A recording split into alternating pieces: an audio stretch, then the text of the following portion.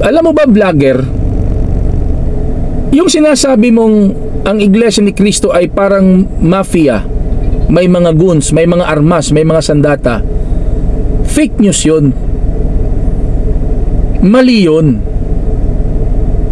Alam mo ba kung ano ang sandata ng Iglesia ni Cristo?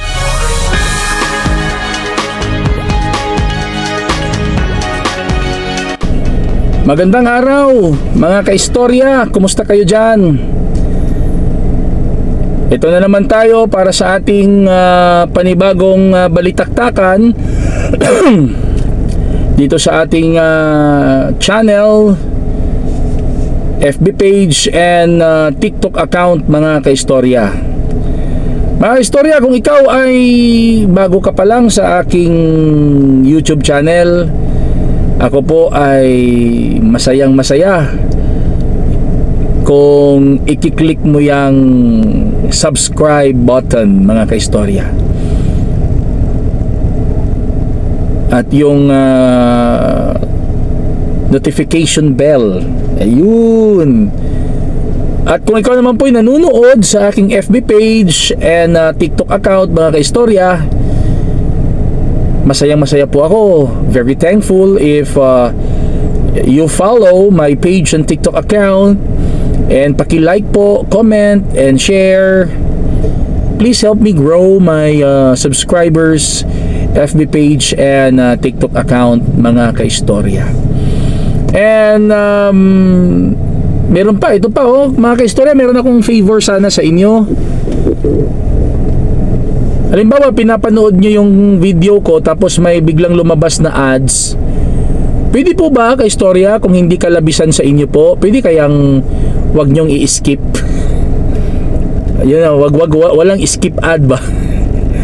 Malaking tulong na yan sa inyong abang lingkod, hindi nyo skip ang ad. And meron din akong isa pang favor. Kung kayo'y naghahanap ng mga affordable, maganda, trendy na mga pre-love dress, apparel, you can visit the FB page of my wife, Glynis May Arsua, Shop Mom. Diyan sa screen, makikita nyo sa screen mga kaistorya. At siya po'y nagla-live selling hapon at gabi. I-check nyo lang. Tapos paki-add as a friend nyo na lang siya or follow. Maganda yan mga kaistorya, hindi kayo magsisisi. Low price lang, very low, 100, ganun, 50. Pero magaganda ha. At tumatanggap din kami ng kuan, yung wife ko tumatanggap din ng order sa labas ng Cagayan de Oro. Hindi labas ng bansa, labas ng Cagayan de Oro. Pwede din mag-cater kami ng mga Visayas customers, Luzon. Ikuan lang natin, i-ship lang natin mga kaistorya. Mura lang din yung shipping. So please don't forget to follow the FB account, hindi page kasi yung page namin na-hack yung FB account ng wife ko. Please add or follow para mag-enjoy kayo sa mga binibenta niyang mga pre-love dress, bags, and apparel mga kaistorya. So bago tayo magpatuloy sa ating balitaktakan, itong lagi nating ginagawa mga kaistorya, mag Genesis Organic Spirulina muna tayo para magiging alert yung mind natin at malakas ang ating katawan mga kaistorya. Alam niyo ba kung anong kagandahan nito?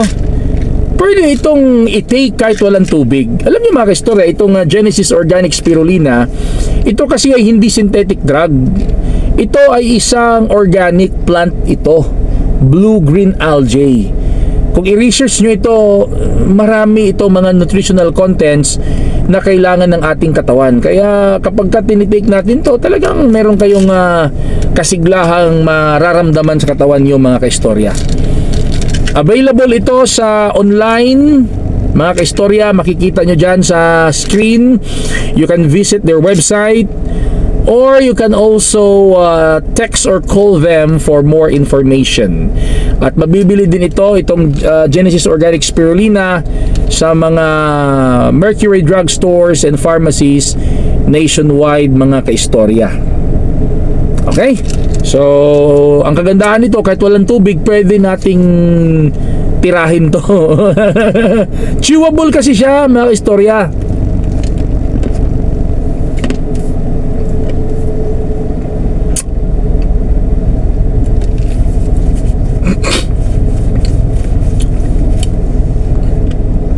Nalimutan ko kasi magdala ng tubig.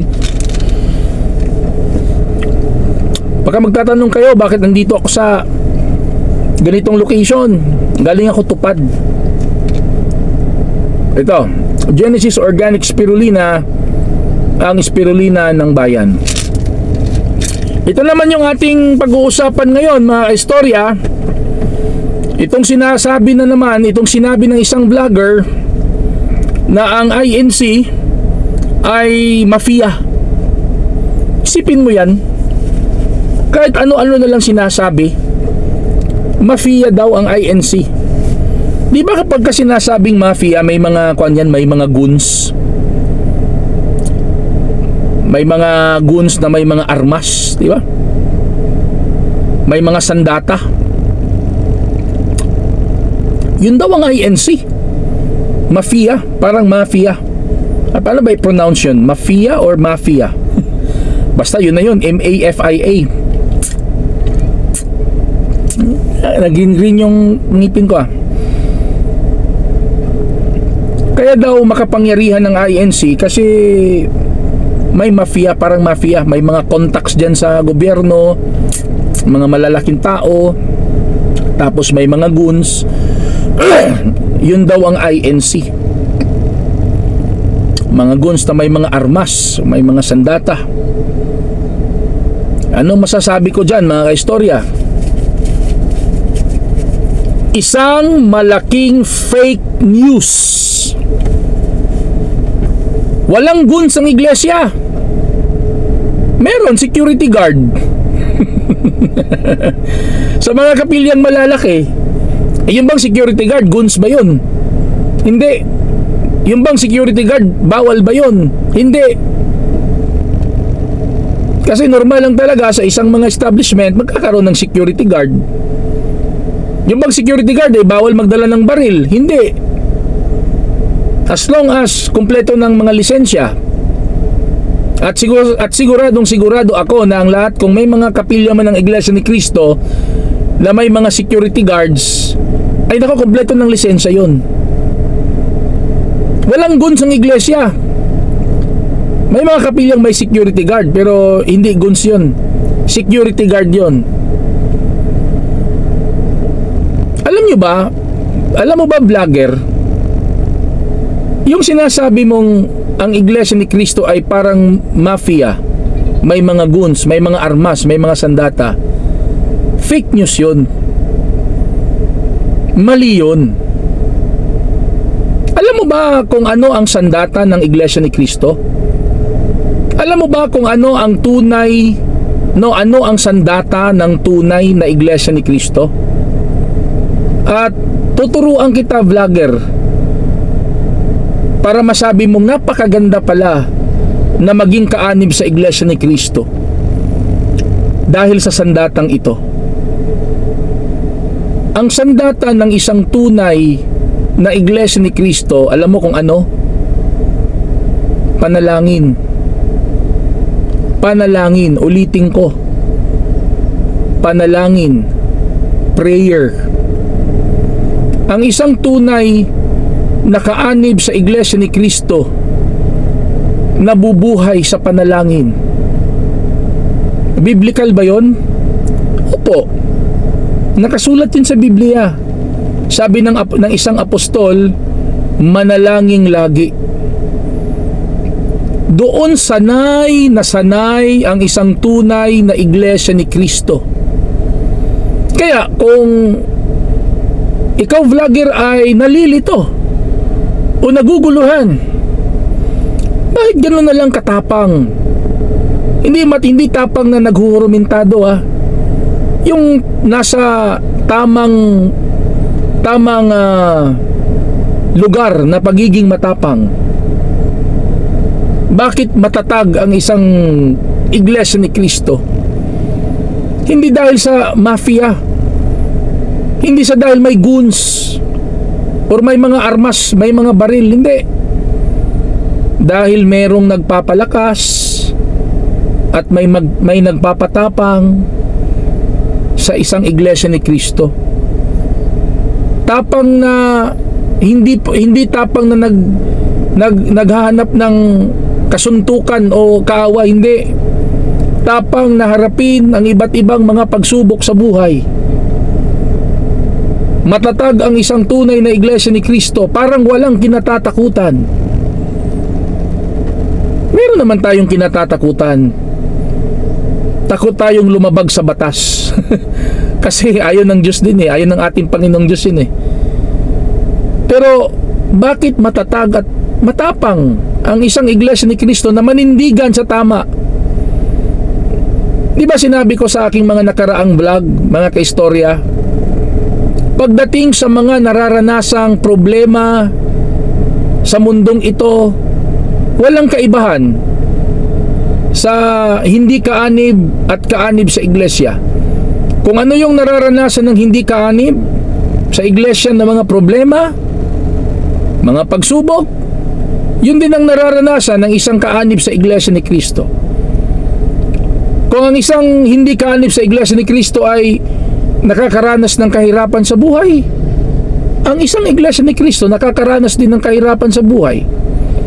Kung ang isang hindi kaanib sa Iglesia ni Cristo ay nagkakasakit, ang isang Iglesia ni Cristo nagkakasakit din. It's the same. It's the same. Pareho lang. Pero ano kaibahan? Ang kaibahan, mga kaistorya, ang isang tunay na kaanib sa Iglesia ni Cristo na napuspos ng aral ng ating Panginoong Diyos, ginagamit niya lagi ang kanyang sandata sa lahat ng pagkakataon. Ano yon? Panalangin. Kanino mananalangin? Sa ating Panginoong Diyos. Nananalangin lagi ang isang tunay na kaanib sa Iglesia ni Cristo. Kaya malakas, matatag ang isang Iglesia ni Cristo dahil sa panalangin. Ang isang tunay na kaanib sa Iglesia ni Cristo, hindi nananangan sa kanyang sariling kakayahan. Meron namang mga kaanib sa Iglesia ni Cristo na mayayaman, pero hindi yan nananangan sa sariling kayamanan. Meron namang mga Iglesia ni Cristo na may mga talino sa mundong ito, pero hindi yan nananangan na tuloy. Hindi yan nananangan sa kanyang talino, kundi sa magagawa ng ating Panginoong Diyos. Sa papaanong paraan, vlogger? Panalangin. Lahat ng mga pagpapasya na ginagawa ng isang tunay na Iglesia ni Cristo, manalangin muna. Kapag ka may problema ang isang Iglesia ni Cristo, pumupunta ng kapilya, nananalangin. Kung ang nanonood ng vlog na ito ay hindi pa Iglesia ni Cristo, sasabihin ko sa inyo, yan ang isang karanasan ng tunay na iglesia. Bakit ang isang tunay na iglesia ay napaka-devoted sa paglilingkod sa ating Panginoong Diyos? Kasi sa panahon ng pananalangin ng isang tunay na Iglesia ni Cristo, lalong-lalo na ito, karanasan na, isishare ko na lang mga kaistorya ha, lalong-lalo na sa mga hindi Iglesia ni Cristo.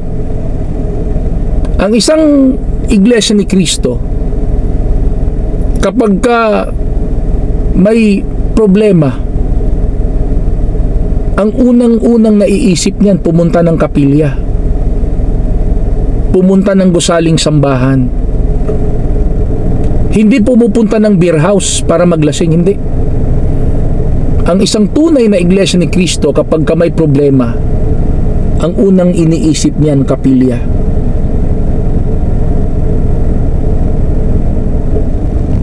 Anong gagawin doon para manalangin?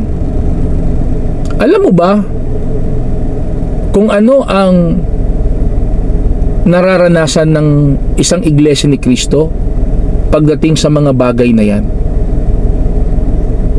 Ito, karanasan nito ng maraming mga kapatid. Kapag bigat na yung problema, na halos hindi na alam ng isang kapatid kung paano ba ito solusyonan.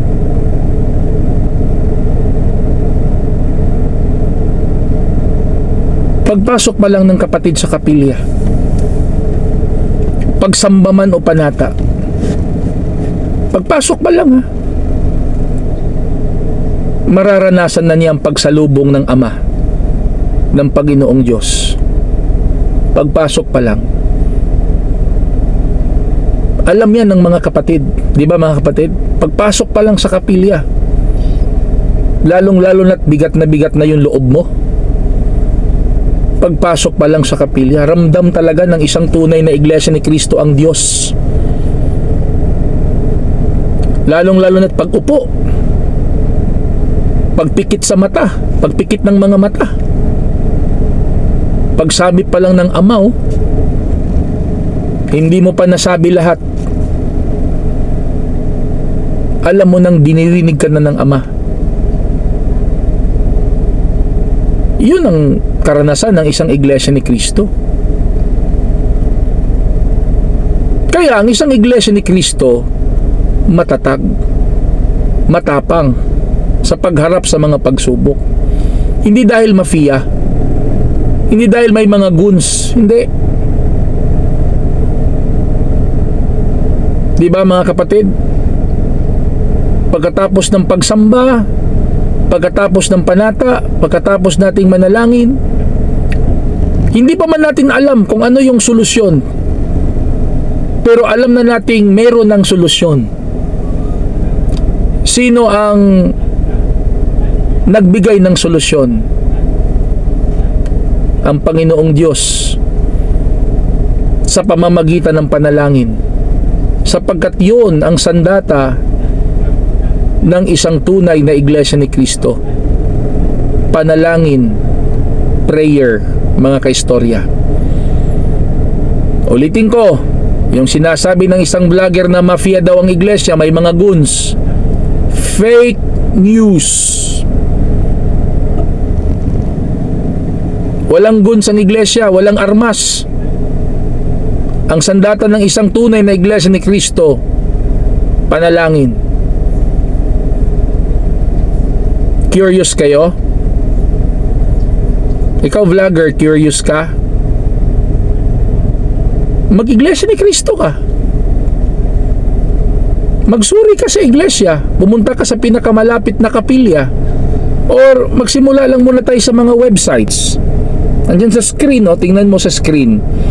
Pwede kang magbukas yan sa screen. Pwede mong i-google yan. Mag-browse ka sa website ng iglesia ni Kristo, mga websites ng iglesia ni Kristo. Pwede ka ring magbasa ng pasugo. Humingi ka ng pasugo sa kilala mong kapatid.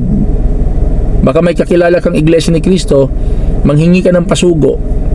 Pasugo magazine. Or pumunta ka sa pinakamalapit na kapilya ng iglesia, hanapin mo ang ministro, tapos sabihin mo magpadoktrina ka. Sumamba ka sa iglesia, mag-observe ka. Mga kapatid, maraming salamat po sa inyong panonood.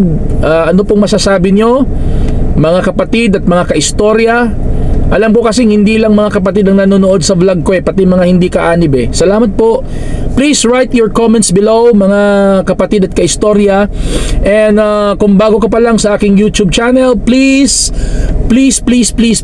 subscribe po and click the notification bell. At habang kayo nanonood ng YouTube ko, halimbawa may mag-flash na advertisement, please don't skip. Malaking tulong na yan sa akin po. Don't skip my ads. And follow also my FB page and TikTok account, and like, comment, and share. Mga istorya, maraming salamat po at magandang araw.